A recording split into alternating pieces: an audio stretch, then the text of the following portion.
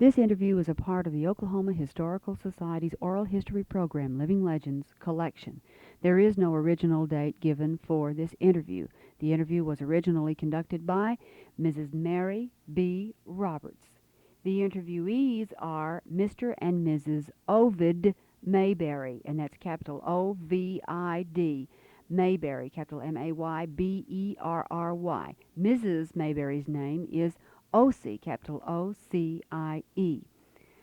Uh, the Mayberrys reside in Claremore, Oklahoma. This material is being re-recorded on November the 3rd, 1986 for inclusion in the permanent collections of the Oral History Program by Judith Michener.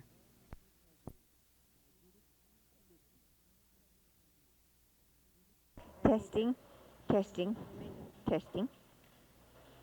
Testing for the second interview. Mrs. O.C. Mayberry, Miss Obid Mayberry. Testing.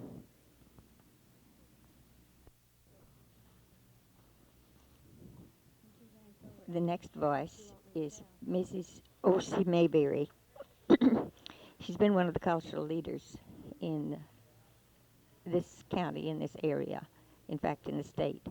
And I think of no better person who could tell us of the early clubs and cultural life of Rogers County and of this area than Mrs. Mayberry.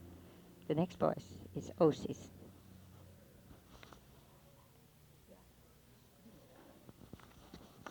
The Pocahontas Club was organized 1900. It's the oldest club in town. You have to have been Indian to belong to the Pocahontas. They have accomplished many worthy things.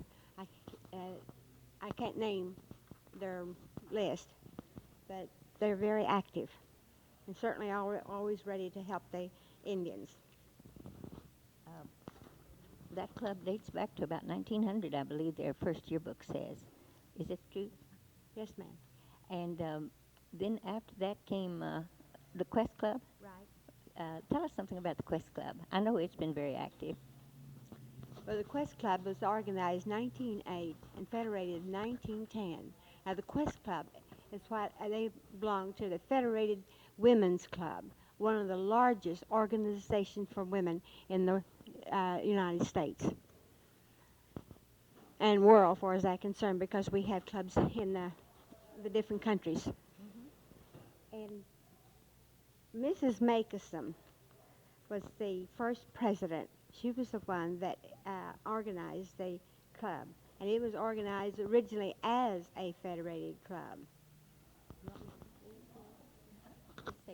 It might be interesting to call the names of some of these, and if you want to tell us something about whether they were ranchers or what they did, we'd be glad to know anything you know about any of the old timers. If the list isn't too long, we'd be glad to have it. Mrs. Cecilia Adams and Mrs. Myrtle Atkinson and Dr. Carolyn Bassman, Mrs. Lula Burke, and Mrs. Lula Boyd. It was Harold Boyd's, who is living here in Claremore yet. She was his mother. Mrs. Mary Davis and Mrs. Margaret Godby was Mrs. Harold Boyd's mother. And Mrs. Charlotte Haynes, Mrs. Florence Hogue, Mrs. Katie Worthman, and Mrs. Lena Henry, Mrs. Martha Hill, Miss Alma Mendenhall. I can say something about her. They were really old timers, and I believe had the first radium water here. You know, they had a hotel where you could go and take radium water baths to help your health. And Mrs. Louise Makeson, as I said, was the first president, was the one that organized it.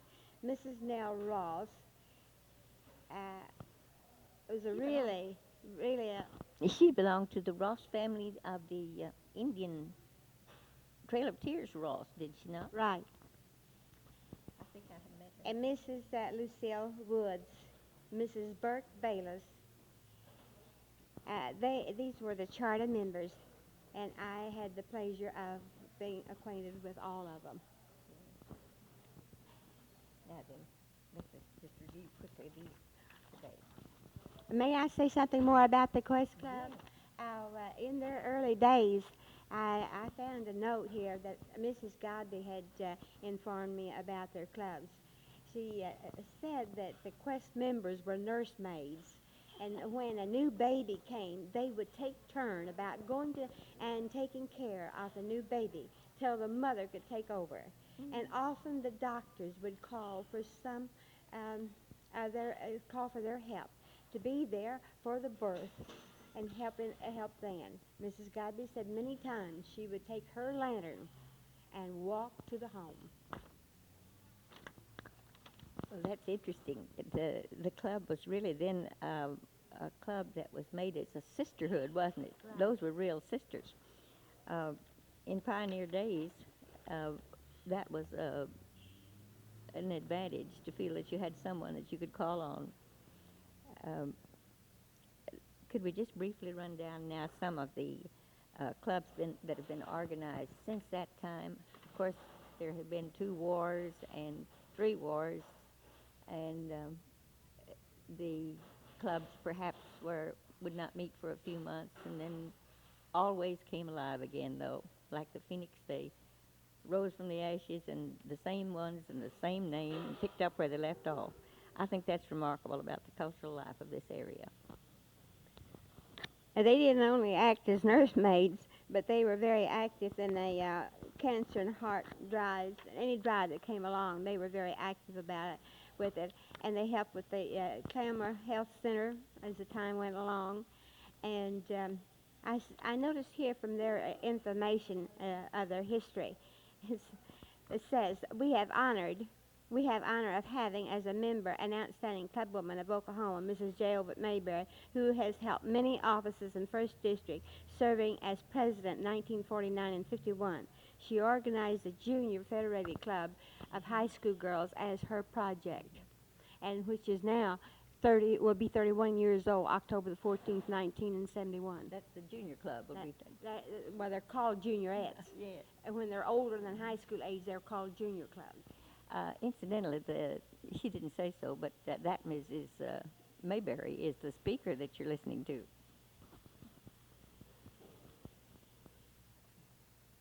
Now the next oldest club that we have, Federated Club that we have in Claremore,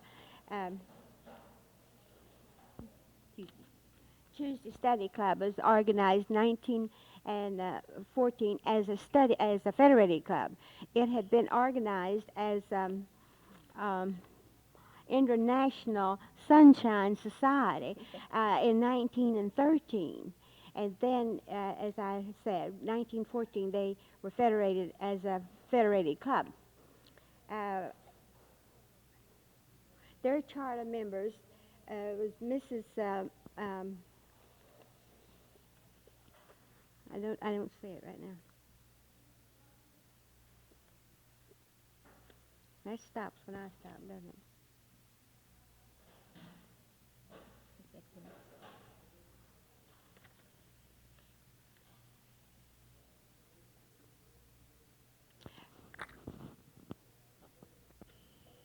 Mrs. Lee Settles and Mrs. W.E. Sunday and Mrs. L.S. Robinson were the charter members when they organized. Are they living still? They are all 3 still living.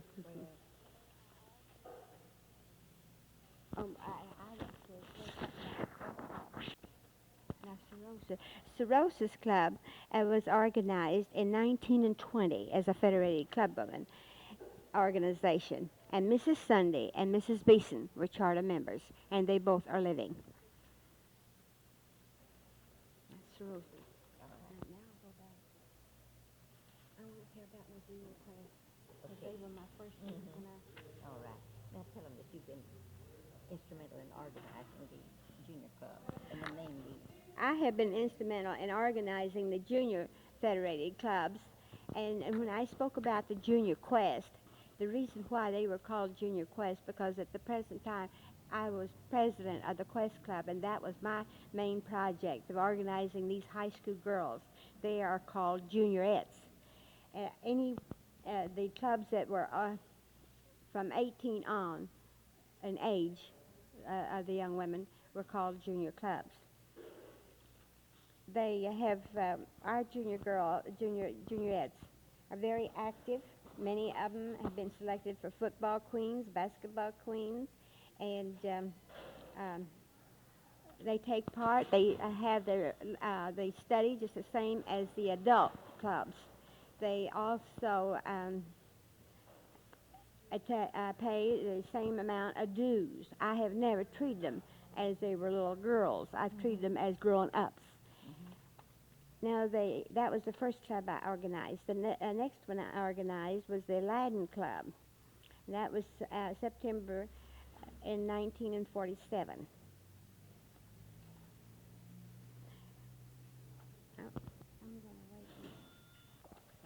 The Ocieleta Club was the second one that I organized in 1947, September the 30th. And it was federated October the 22nd, 1947. They waited so they could be federated on my birthday. And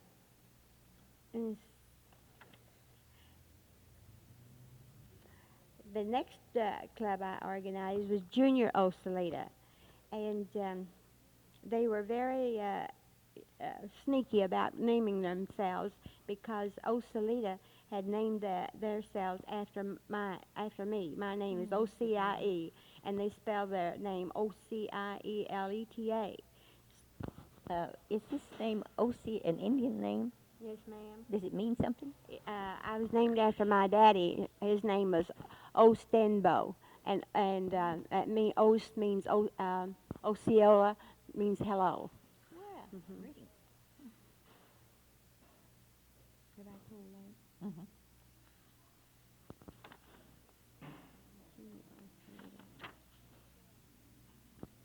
In 1949, I organized the Council of Women's Clubs in Claremore. We felt that it was time for us all to work together in putting over our programs and for the district, the state, and the national, and as well as local. We have in this council what we call a local scholarship, nurses and teachers scholarship. It first was we first started the nurses scholarship due to the fact that there was short of nurses. And that was, again, one of my projects when I was president of the council. And they have been very successful in their work. And then the next one I organized was the Cotillion Club, October the 7th, 1968. They are rather new, but yet very active. And last night, February 26th, I had been invited to Chelsea to organize a junior club there. And it was a very successful meeting. I do not recall, I'm sorry, I don't have the list of the officers' names. I regret very much. So you see that this is quite recent then. O.C., I know that this may be a little embarrassing, but I happen to remember that when you were state and district offices and so on. Would you name one or two of those for us? Give us your credits, please, on those. It's been so long, so many, I don't recall all of them. But I have been on the board. I am the oldest club member in Quest Club at the present time, not in age, but in the length of being a member. And then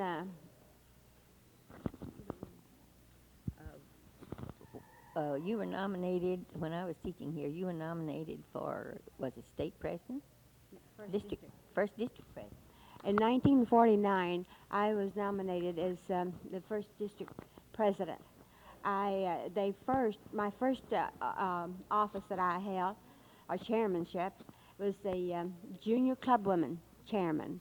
That was my duty to organize junior clubs in first district. Our federation here in state of Oklahoma have 9 districts, and we're District 1. We had 65 clubs at that time in our district. Well, OC, you have certainly done a remarkable work here.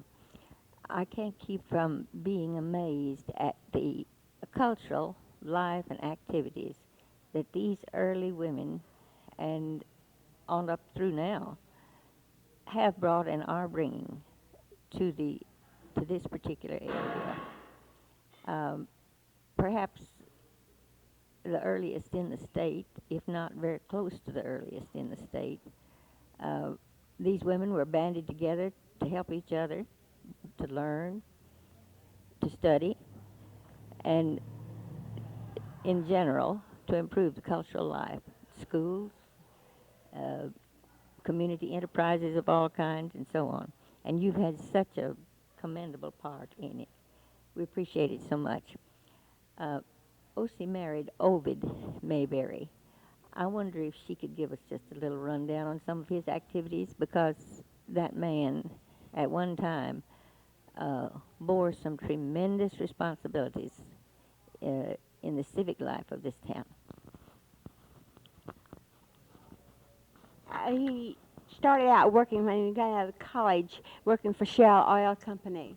Then we came to Claremore, and he went in, continued his work there, and started in with the insurance and as part time. He's now full-time insurance man. Yes, he has been active with the community. He's past president of the Rotary Club. I remember particularly his work with the school board when our schools here were drawn by several different factions, and I remember how Ovid drew them together, and a board that was somewhat divided. And I remember the strength of character and of the respect that they showed Ovid in working together because of Ovid's presence and because he was there. I have learned much from Ovid. He's a very quiet person. He thinks and then speaks. And I think that's why he always had what he had to say had weight with it. The faith of the people. It's true. As I recall, the people here always had faith in what Obid Mayberry thought, because he knew that it had been thought out first before he spoke. Well, O.C., this has been a wonderful interview. I wish we had time to... May I say something back Yes. on all our country? We would like so much for O.C. to keep our records straightened on this now and continue to send in items to us on this. She has just a little more here that we'd like to get. I'd like to say that all of the clubs combined work with the heart, the cancer, the mental health. And of course years ago when polio was, we worked with that so much. And now one of the clubs, the new club, Cotillion Club, is working on helping the schools with the special education. Special education means they take the child that seems to be slow in learning. They give them special attention. And Cotillion won the Shell Oil Company prize last year of $300 for their wonderful work that they had been doing. And so in turn, they had another money-making project and contribute to the school for the special education over $500. The Ocieleta Club and the Aladdin Club and the Junior Ocieleta are working with the art festival to help the children, promote them with the interest in art. There's so many things that I'd like to tell, because the women are not thinking of themselves. They're always planning how they can work and help someone else. Yes, the community. Well, thank you so much, O.C. This has been a pleasure indeed, not only to revive old friendships, but it has been something for the records that I think we will want to keep. I think the cultural life of our people here, as early as it began, is almost unbelievable.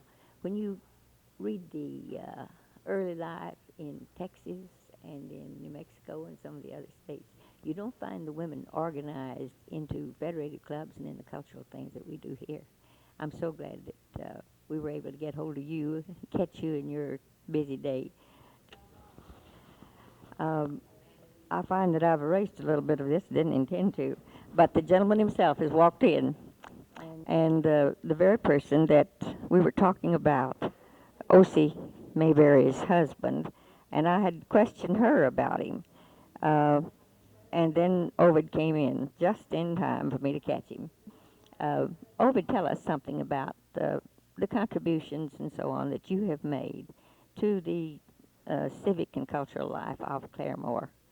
As a teacher here, when you were my board member, I happen to remember that you were quite a busy man and that you gave a lot of your time to the things that were builders for this area and for Claremore.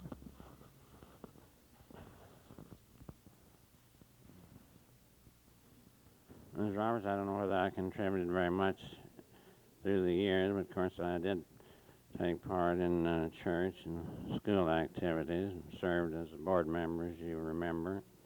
I also taught in the Sunday school, acted as superintendent in the local Methodist church. And earlier than that, of course, I was working with Boy Scouts. I was one time assistant scoutmaster.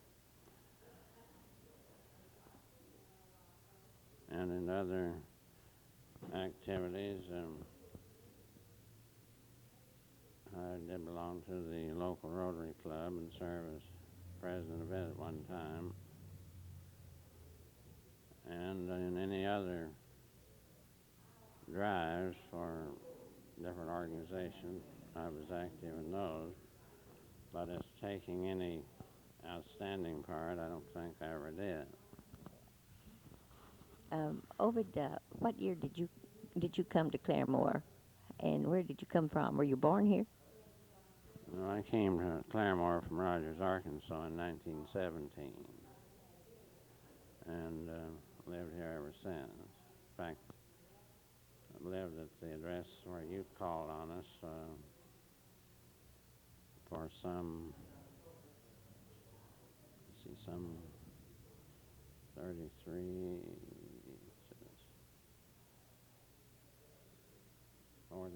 47 years.